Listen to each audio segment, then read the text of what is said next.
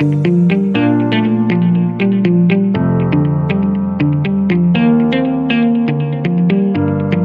is the Headless Marketing Show.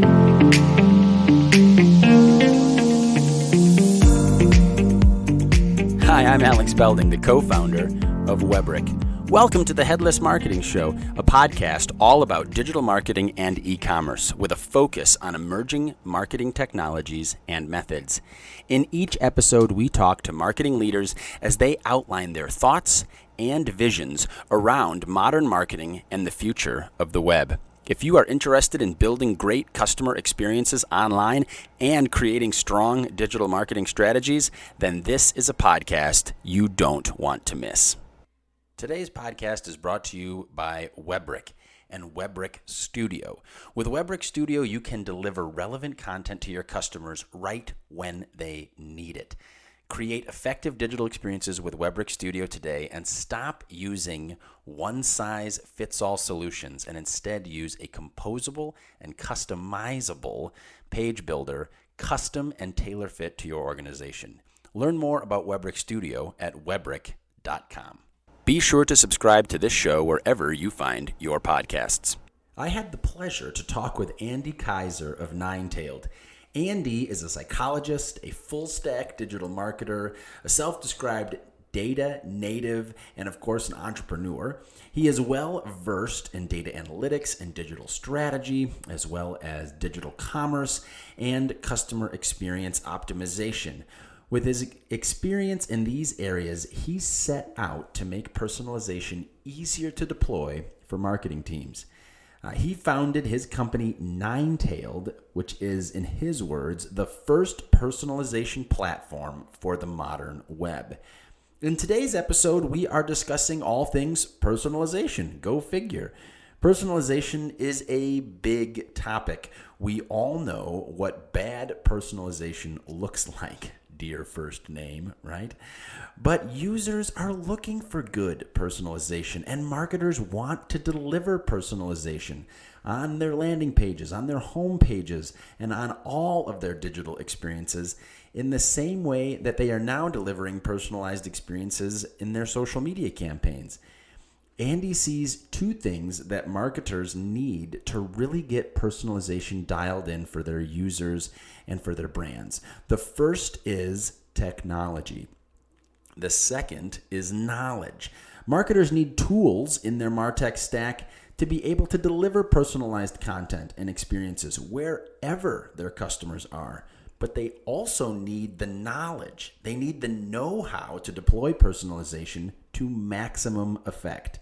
Throughout today's episode, we talk about the issues of trying to do personalization on legacy tools and old technologies and the benefits of using modern technologies like headless CMS. It is the Headless Marketing Show after all. But also the importance of respecting the end user and doing personalization in a way that makes the user's experience better. As Andy said, and I'm paraphrasing here, we don't want to be creepy. If you have been thinking about personalization for your website and other digital experiences, this episode is for you. Hey, Andy, welcome to the show. Hi, Alex. Thanks for being here. It's a pleasure. Absolutely. Well, I'm really excited to talk to you today, particularly because you've really starting to make a space for yourself all around the concept of personalization. And, some people might roll their eyes and go, oh, personalization, what a jargon or buzzword. Yeah. But I really do believe, users are looking for it. It's, if done tastefully and correctly, I think personalization can become a major element of, modern websites, page experience, and a way to make marketing very effective. Off the top of, the show here and off the top of your head, like, to you, what does personalization really mean for the marketing community? Yeah, a really good question. I have to say it's really about all this personalization topic. It's something which is quite curious because it's something which is existing, let's say it's so, since the start of internet. not from the start, but since the really start of being internet like a mainstream thing.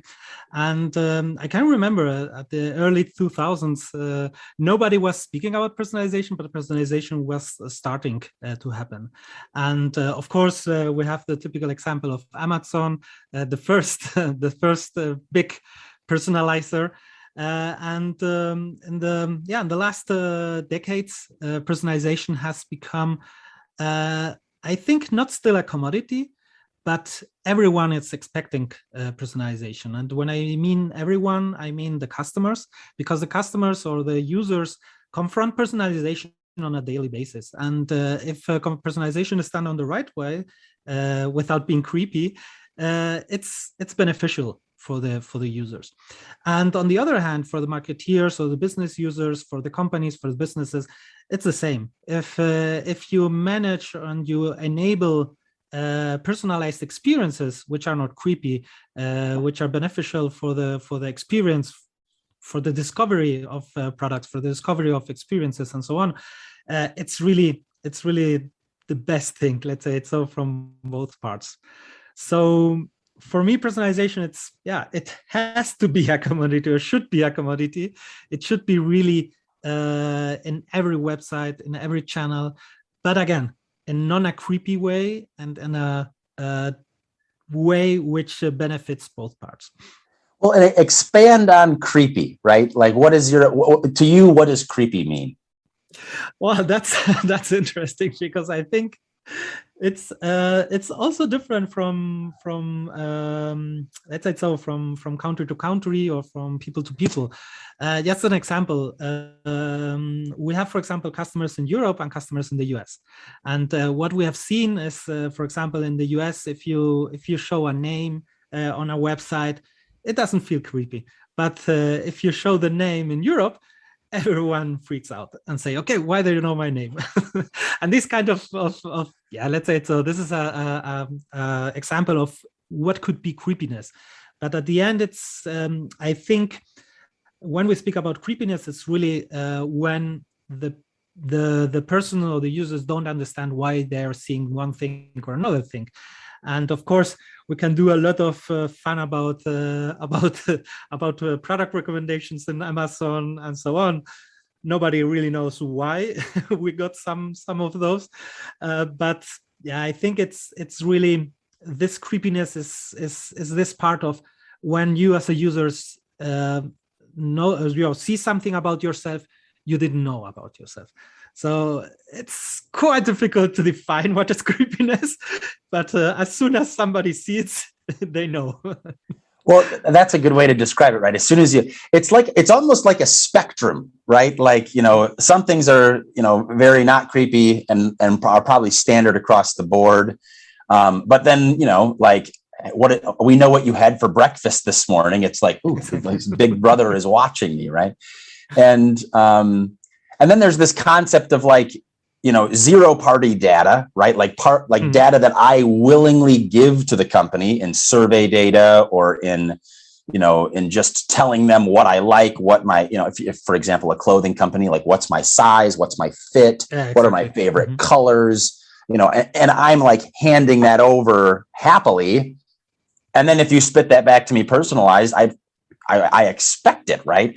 But if you're scraping data or buying data, and it's low quality third party data, and then you're trying to personalize it, that's creepy, right? That's where you don't necessarily. Yeah, that's also a good example. For example, in B2B personalization, the typical thing where you're, I don't know, where you had a previous employer, and then you visit a website and the logo of your previous employee is there, or something like the name of that company. Yeah, that feels wrong and creepy at the same time. But as you say, it's a spectrum. It's and I think that's also one of the fun parts about personalization. It's not only about AI or machine learning based personalization.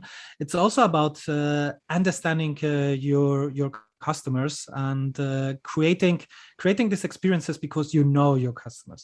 And this means getting information from the data, of course, especially from zero first-party data, understanding your customers, creating segmentations, and of course testing and seeing like, okay, experimenting what works, what doesn't work. And I think that's really also the interesting part of personalization from a business or from a marketeer perspective, because you can create personalized experiences for your customers. But of course, if we go on into scale and if we want to create recommendations and so on, there is where AI or machine learning or machine-driven personalization come into place. Mm-hmm. Well, and I also think that, I think one of the reasons people think, personalization can be creepy is right now, at least in my opinion, most of what marketing is doing with personalization is off page, right? They're doing a lot of work in social media. We give tons of information to Facebook or Instagram, and or and metaverse now. Well, yeah, now, yeah. That whole announcement, right? But it's quote unquote coming, whether we like it or not. And I don't think Facebook is necessarily wrong to take that long view of creating more of that's a whole nother podcast, but yeah, exactly. But fundamentally, like we give willingly our attention. What are we looking? What are we liking? And Facebook starts to figure out what our personalized, stream looks like. And then marketers can really tap into that. They can create audiences. They can, give highly, intentful ads and the like. But what I really have noticed of late is that they're great at getting me on social. And then when I click over to their page, the handoff is horrific, right? Like that's kind of, the second topic I wanted to talk to you about today is like, how do you actually create on-page personalization so that the handoff is good? Because it's not that difficult to personalize your content on social, but it is, it is not easy to personalize your content on your own website, right? On your own on-page experiences. To you, why does that happen? Why is it hard for folks to personalize on their websites? I think it's two parts. The first part is really because of technology. There is not like or until now there wasn't the right technology to personalize the website like we marketeers know to personalize in different channels like Google or Facebook or other social media network. And the second part is really about knowledge. And if we think back, when everyone started as a marketeer, let's say so, as a junior marketeer or a trainee, there's somebody who tells you how to do the things, especially, for example, in Google Ads. If you start in a company, somebody will say, okay, so you have to do personalized campaigns in Google Ads, because everyone sometime started to learn about it. And I think with personalization, we're really in this early stage where let's say it in other words, big enterprises or big companies are using personalization since decades, but smaller companies, small and medium enterprises, smaller companies are not using personalization, or are starting now to use personalization, or have started to use personalization since a couple of years, or since 5 years or something like that. And at the end, it's really about learning. And again, if we think about this Google Ads example, in all these companies, somebody knows how to create Google Ads, and somebody knows how to create Facebook. And on the other hand, you have like all the customer success managers in these big companies and so on, which show you how you should create ads. But as I said, in personalization of website on-site, there is no really knowledge about this. And on the other hand, as I said, there is not like the right technology, or there wasn't like the right technology until now, because well, I'm how to say it. I started very young in this kind of business, and when I started, I only had like one HTML website, which was one page with the code and some a couple of links. and this evolved to CMS. Then in the CMS, you had all the information. You had like this monolithic tool systems where you had a lot of features, but you were like missing some, but then you couldn't add some. Then other CMS appeared, like WordPress, where you had like thousands of plugins. But at the end, it's like you had somehow some modularity. And of course, in all the systems, you were really, really dependent also from developers. And also, there weren't so much developers. So it was at the end really a big pain for marketeers who work with the website. And then I think there was like this second wave where thanks to the power of the browsers and all this pixel plugin snippet, JavaScript snippet economy appeared, where everyone could like throw hundreds of pixels into the website and create different use cases with these pixels. Starting from Google Analytics or analytics solutions to really like I don't know, even personalization tools, which were modifying the whole website based on modifying the DOM, and which has a drawback because from a market perspective, it's very sexy to really be able to do everything without the developer and everything in the browser and so on. But at the end, the drawback is performance, and not only performance. It's like usually you don't work with developers, you don't work with the web designers and so on. So as a marketeer, you're free to break things. and let's say it. So it was a fun time. It was a great time. But I think we are in the next evolution of this, and this is really what a lot of people name as Jamstack, which is this like, okay, let's work together with the developers to have the best solution from a technical perspective, and not work against the developers. Really work together. So at the end, as the companies have to work together. So it's like, I don't know, it's like this agile working all together with the same direction and with the same goals. And back to the technology, it's like now really we have the technology with Jamstack, or with this Jamstack paradigm, to really create new channels, or well, let's say so new websites, create modern websites and future-proof websites. And if we think about Jamstack, how I see it is at the end, it's really modern technology, which is ultra fast, which creates these kind of ultra fast experiences for the visitors, for the users. And at the same time, in the core, it's a combination of different technologies from CDNs, but especially microservices and APIs. And this combination of technologies, and especially the APIs, with content management system or CMS, like Contentful, Strapi, and all this kind of headless CMS, really enables to have the content on one side and the logic on other side, on other part of the system, and improve the system as you need the features. And I think this is like the new paradigm. And of course, we are on the first, not the first steps, but we're in the first part of the journey. Yeah. And sometimes it can be somehow frustrated for marketeers, because all of these tools have been, a lot of these tools have been built from a developer perspective. But I also think in the last years, this is changing a lot.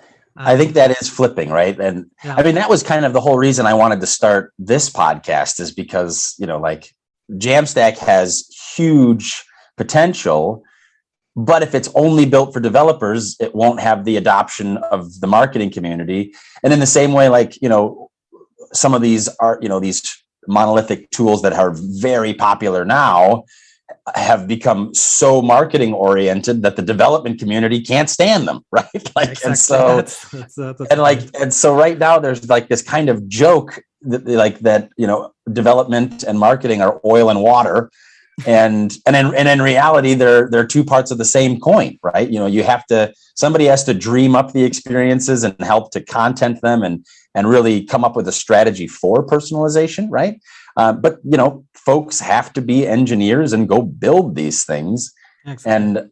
And to your point, I think one of the reasons that marketing has such a hard time, like, how do we do personalization on page, is because they're trying to use tools that can yes, they can get the job done, but they do it heavily compliant on plugins, right? And reliant, on plugins, which means your personalization happens. It just takes, 7 seconds to load on screen. Exactly. And nobody is paying attention anymore, right? Like, they're gone.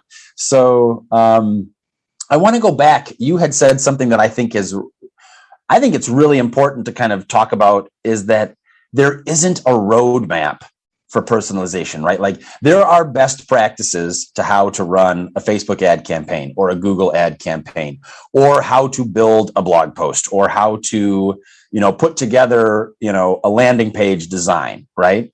But there really isn't any best practices in terms of how to personalize. And so it's like every company gets to, which is like both wonderful and terrible, right? Like, you get to approach this thing and be creative, but you're also like entering into this world of the unknown. What do you think? I mean, you guys literally do personalization as the core of your company. Are you starting to see some best practices percolate, things that are working, things that aren't working, things that marketers can really start to latch onto and start to deploy on their websites? Yeah, and that's really an interesting point or question, because let's say there are other personalization providers which usually came from the experimentation part of let's say this snippets, JavaScript snippets, and I think, of course, they have like the best practices, but if we think about what content is, or what a website is, and I will only put the example on the website, but if we think that it's not only a website, it's an app, it's a kiosk, whatever. So don't let me go into the omnichannel thing, but let's go. It's totally there, though, right? I mean, that's the beauty of the Jamstack, is your front end can be anywhere, right? But you're right. Let's focus on the website, because let's put this as an example, the website. Right. Well, and it's the center of the modern brand. I mean, and it's where, even if you are omni-channel, your number one channel is your website, That's like true. hands down. True. Yeah. Even with every marketer says, no, omnichannel 70% is on the website. Exactly. Right. It's the channel to. I equate it. Here's a joke that I like to say, like, like if you go to a pizzeria, right, they better have a good margarita pizza, right? Like, if you go to the pizzeria and their margarita pizza is terrible, the rest of their pizza is terrible. It's the same concept for a modern brand, right? You have to focus on, your website. It's where most people are going to be. And, omni-channel is a great, and it's a, talking about early days, that is early days, but, experimenting with your website and creating personalization on your domain, that is going to be very fundamental over the next 3 to 4 years, Exactly. Yeah. And let's say it as an example, the website. If we think from a content management system perspective, I would say like 20 years ago, there were like the initial content management systems, or CMS, and they were built for websites. This means everything was thought around the website. Of course, there were like some CMS like Typo 3 or Easy Publish, on those days, which were not thinking about multi-channel or omni-channel, but they had like the core to be composable. But that's another story. On the other hand, it's like every system was built for the website, and the concept of creating content was like, okay, I have to create one page. So you started to create one page, and then it was like, oh, okay, but I have a hero. And then it was like, okay, but there is no hero in this page. And there was like, okay, then we need to add heroes to the pages or whatever. But the concept from a marketing perspective and from a content creator perspective was always from a page perspective. Yep. Mm-hmm. And it still is, right? I mean, to a large degree. Yeah. And I think that's something, that's exactly the best practice we have to think about. Is like we don't have to think about the pages anymore. But I am going too far. Let's well, but this is then speaking of best practices, right? Like starting to componentize your content versus only being stuck in a page that's a big change that can really help marketing access personalization. Yeah. And not only personalization, it's really about thinking about how system works and really how you want to build the content for different channels, and especially for the website.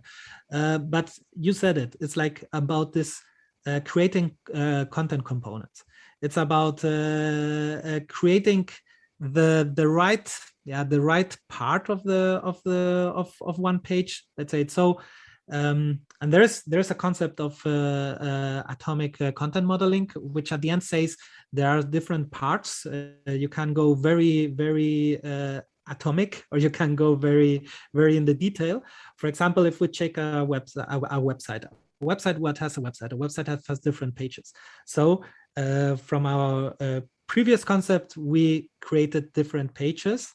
But at the same time, what is a page? A page is a part of sections or part of different components. For example, if we take the typical marketing landing page, we have or should have on the top a hero, then some social proof, then some features, and at the end, like a form, some CTAs, and so on. So if we break this down in different components or in different sections, we have the hero, and the hero is something we can even break down because it has an image, it has a headline, it has a subline, it has a button, CTA, and so on. And if we think from a content perspective and also from a CMS perspective, because the content lives in the CMS, we can define different components, and depending on the use case and really the complexity of the website, we could even think about, okay, let's create some headlines, create some sublines and attach them to different heroes. The power behind this concept really is the reusing of the content. And we on our website, it's not like the biggest website. We have like 50 pages or so on, and we reuse a lot of content. For example, we have USPs or value propositions, and we reuse the value propositions different pages. This means that when we update this value proposition will be updated in every page. Bingo. And that's really the powerful thing. And if we put in this also the omni-channel, you could create value propositions for your website, and at the same time, the same value propositions for your Facebook campaigns, for your Google ads, and so on. And if you have the same value propositions on the ad, and then somebody clicks and gets it shows up on page, which is same value proposition. Bingo, you have a personalized experience. And that's something we have always done, marketeers. It's like creating this specific landing pages for ads. Why not create the whole experience, the whole personalized experience in one site? It's like in the CMS, and enabling, and that's a powerful thing about API driven personalization engines like Ninetailed. It's really you can reuse the content and you can personalize the content in different parts, in different channels. And based on different signals, you can create like this. Okay, I have a value proposition A on various pages, and then I personalize this value proposition for another user, and this user sees again other this value proposition different pages and so on. And this is this make it unlimited, really, the permutations. And there's when AI comes into place.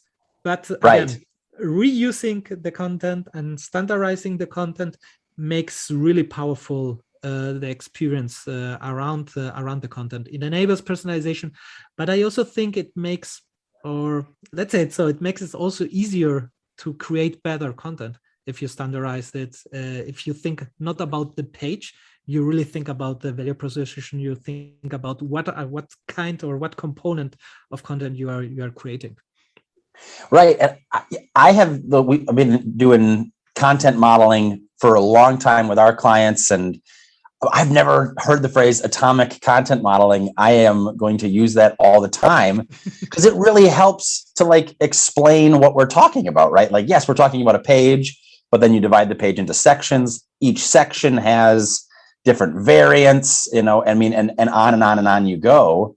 And by doing that with your content, it does make it a lot easier to mentally even tackle what are we going to personalize. Okay, now we know the actual section and component and variant that maybe we're only going to personalize images, right? But at least now we know.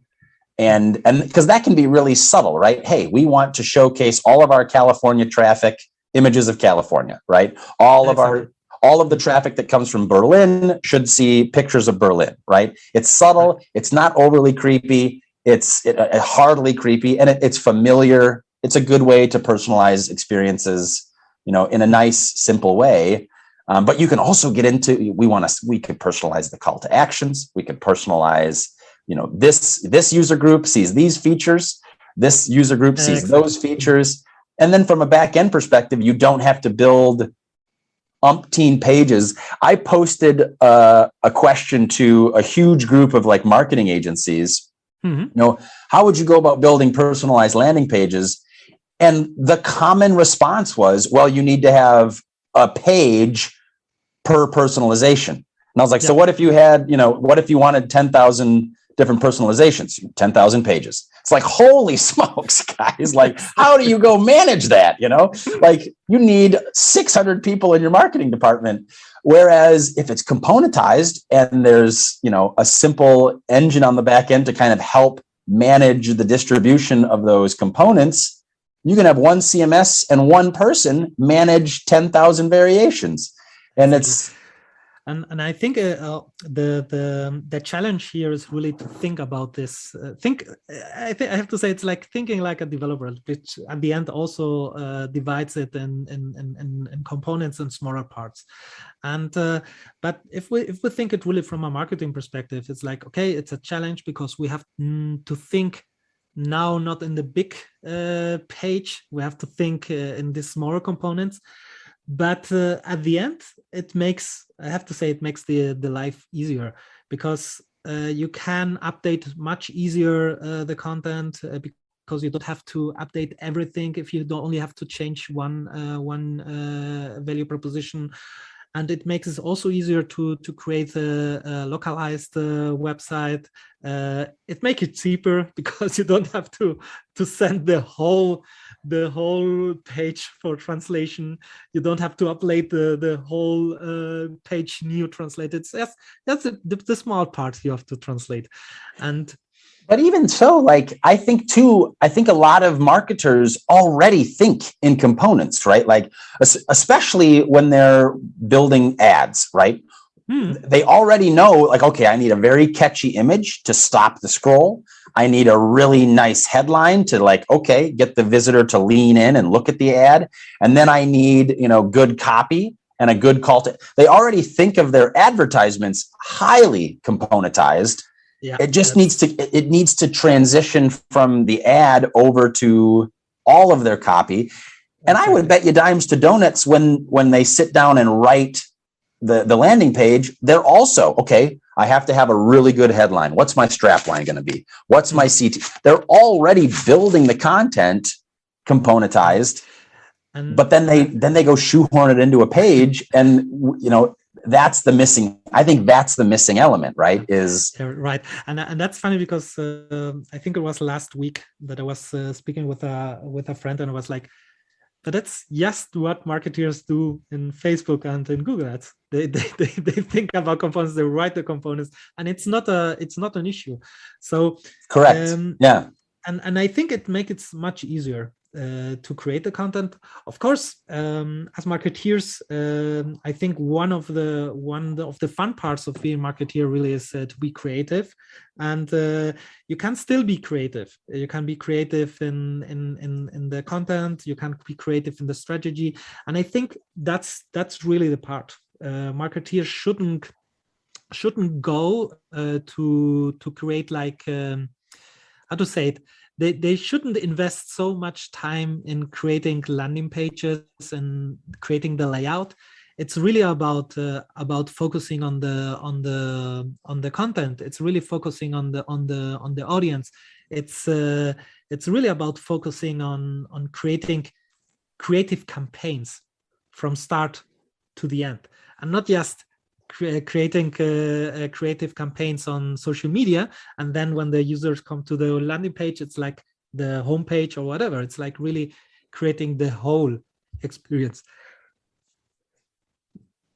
Well, and you're spot on, right? And I think you, like, I notice it a lot when I maybe, like, people are advertising a product to me on Instagram, and the ad is great. The whole experience, like, it's clearly catered to me, right? Like, okay, this is, it catches my attention. I'm actually interested in it.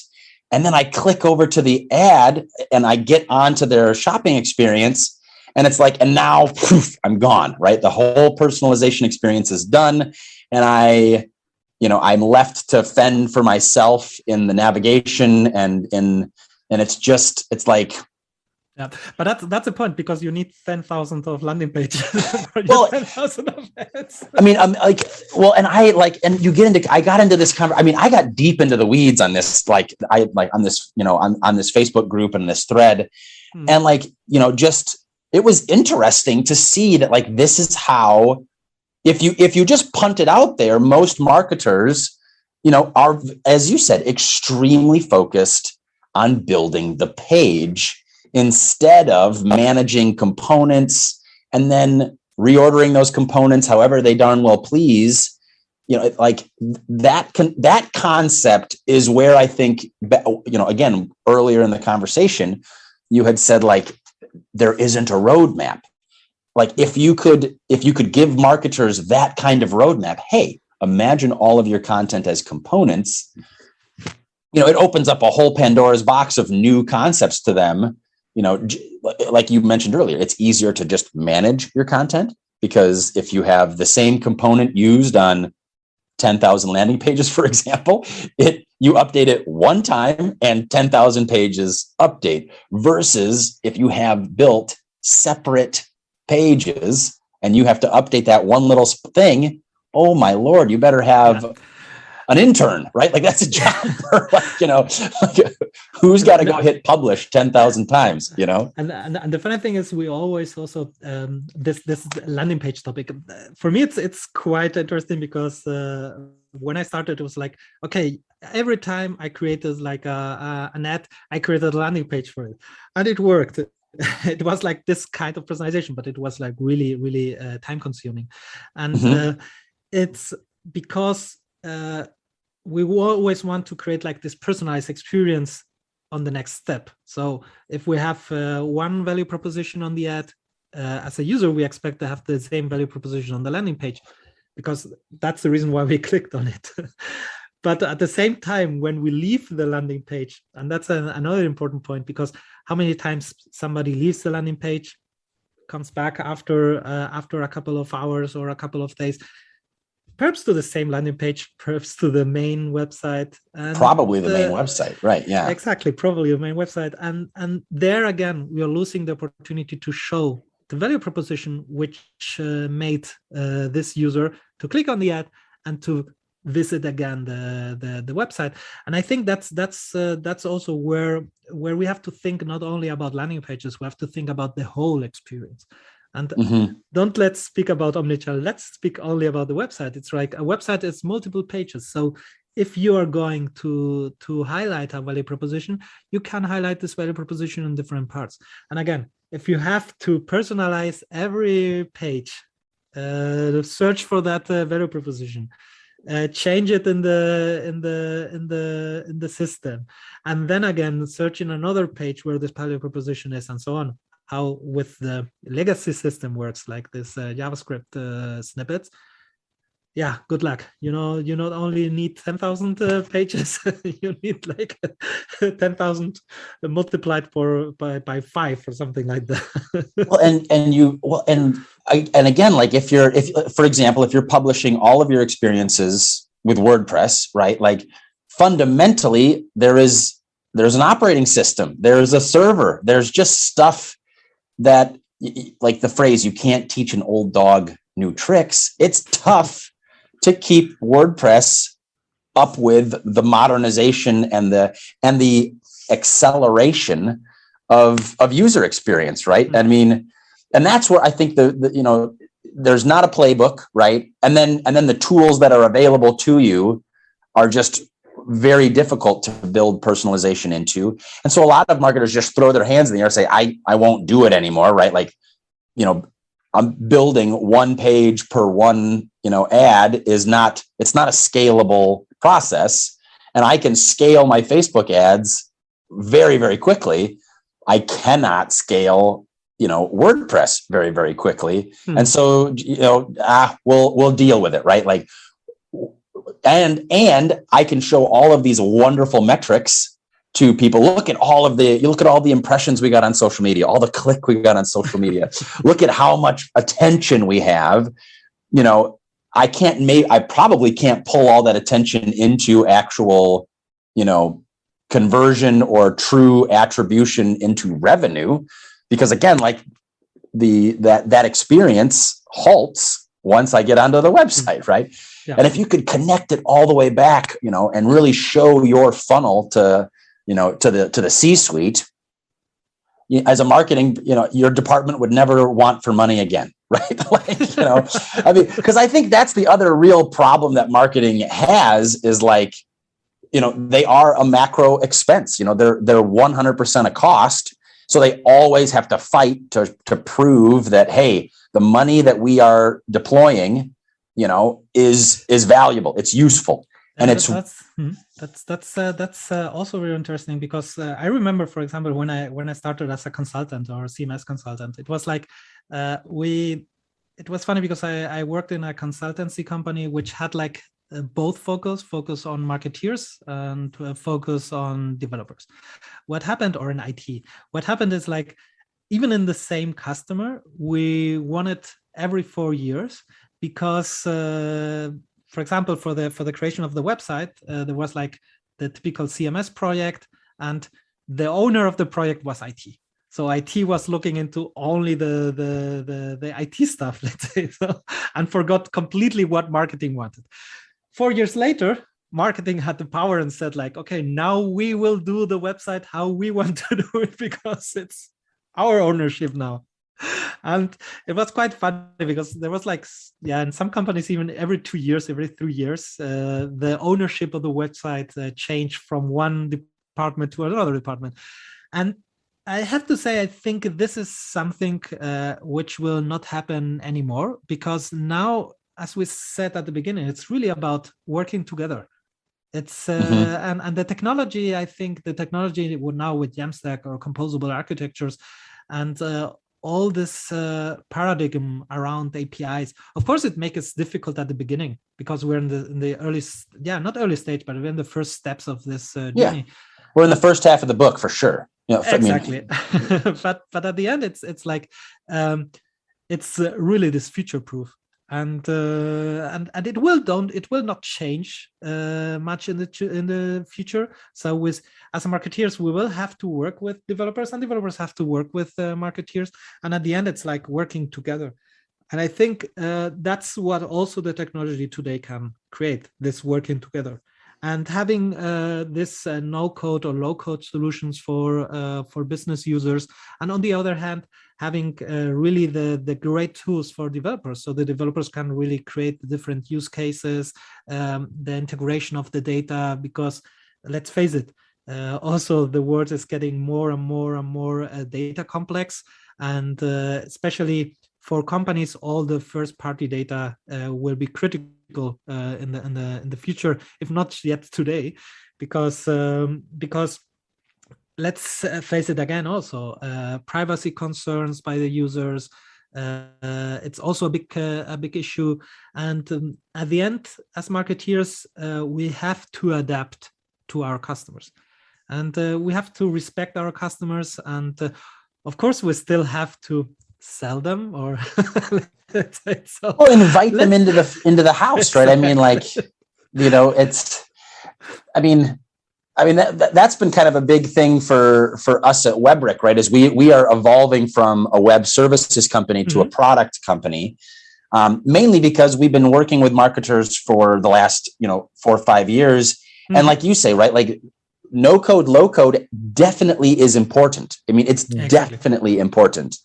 It's expected. It's warranted. Marketing does need to be able to move without every single request becoming a ticket to IT and just waiting.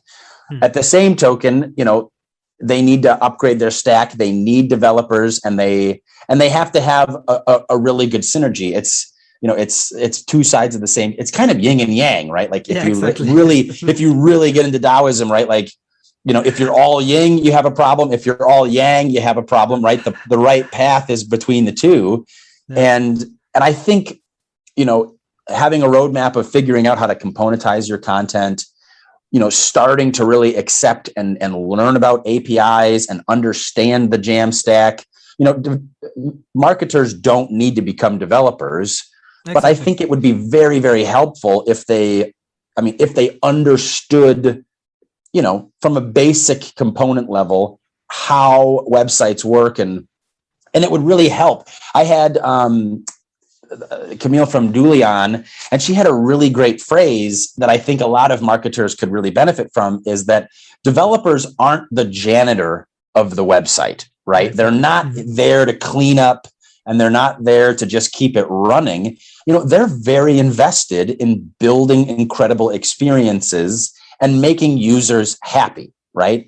They care about page speed, about clean code, about security and performance and stability, which is very, very important to user experience. And marketers care about the user, right? They want to have, a really awesome, content experience, design experience. They want the touch-feely, the emotional side to be there, which is also incredibly important to user experience.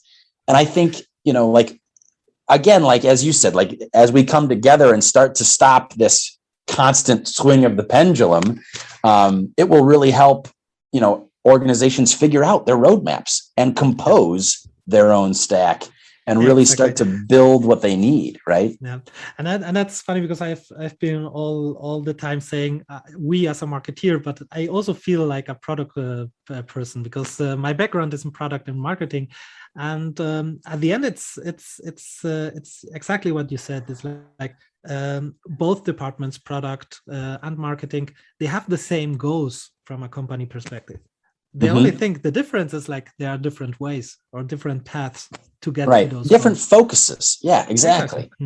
And that's the important thing right now with the technology, is really putting together those different ways or different focuses, and at the end it's like working together. And it sounds quite strange to say, okay, we should all work together in the same company.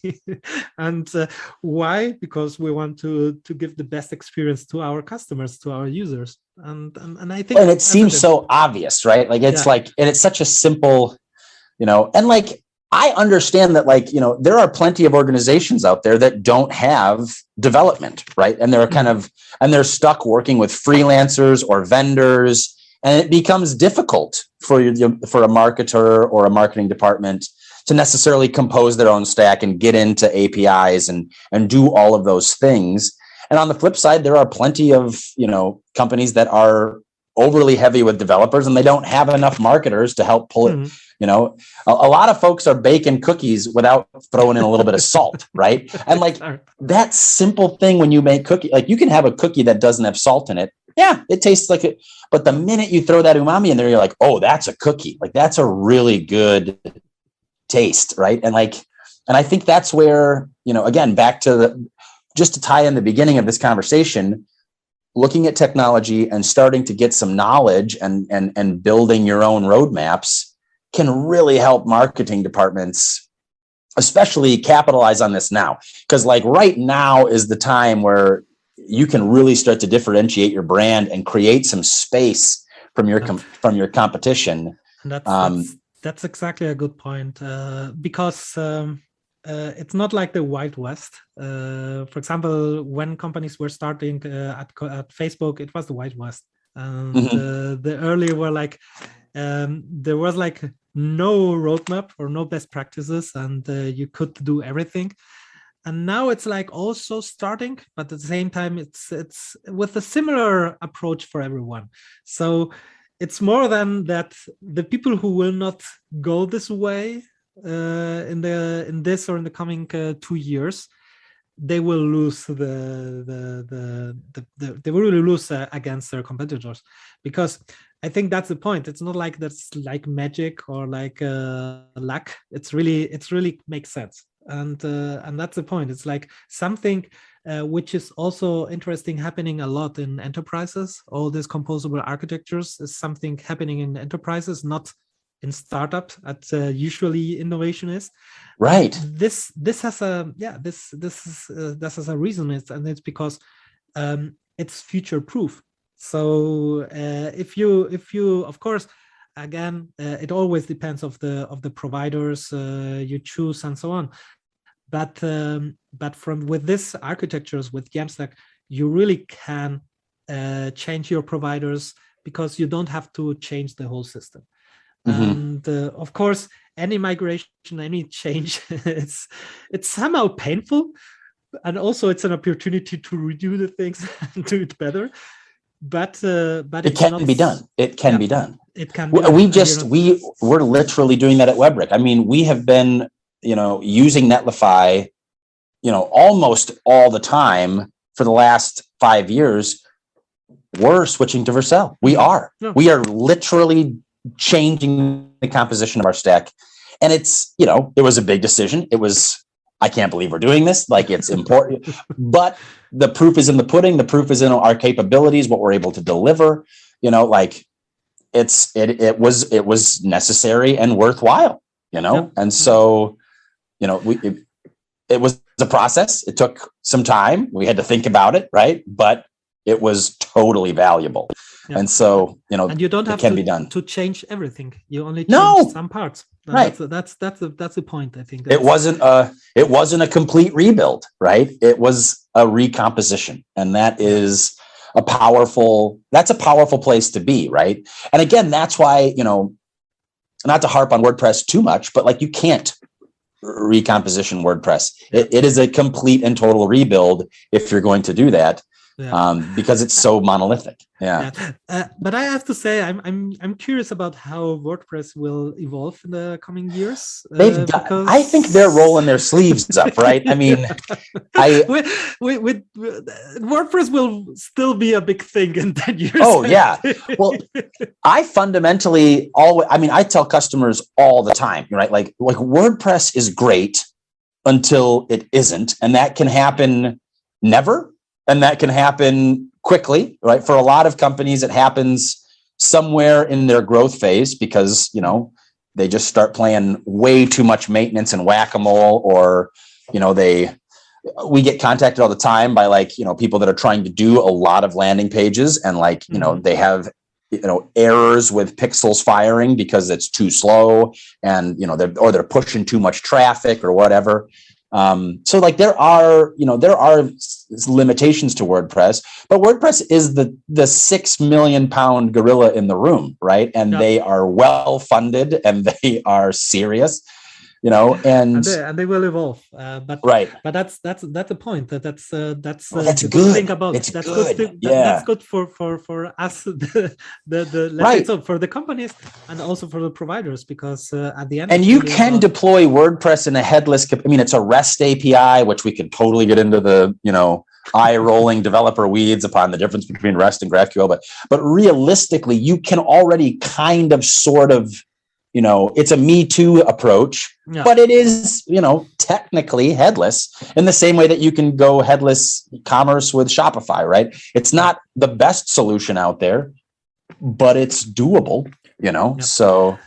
Yeah, and that's a point. If you have the tool or the platform, whatever the name is, if it's WordPress, if it's whatever the name is, and you have this concept, or you have the ability really to create this composable content, at the same time, you will be able to migrate to any other platform in the future. And I think that's really the powerful thing about where also WordPress is heading, and where let's say it's not a revolution, because I think it's really an evolution of all the different parts we had previously. And you don't know this, but you literally just described kind of our quick little tagline for DXP Studio, right? It's a revolutionary but evolutionary, because it's none of this is that new, right? Exactly. It's, in some ways, it's kind of back to the future a bit, but again, it's by changing the way you think about how you manage your content, and realistically getting into component based, it opens up the door for easier personalization. It opens up the door for easier content management.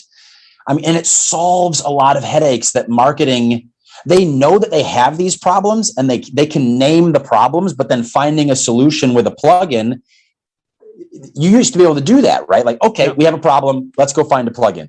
And you can't, this particular thing can't be done, because again, it comes back to just the way that, these monolithic systems are logically built, as they are tougher to do this with. So, well, hey, Andy, I want to be mindful of your time and all that jazz. This has been a really fun conversation and a great episode. Just in wrapping up, some last thoughts on personalization. Where do you see this headed? And again, just to kind of, talk about what personalization means to you from a big picture. Yeah.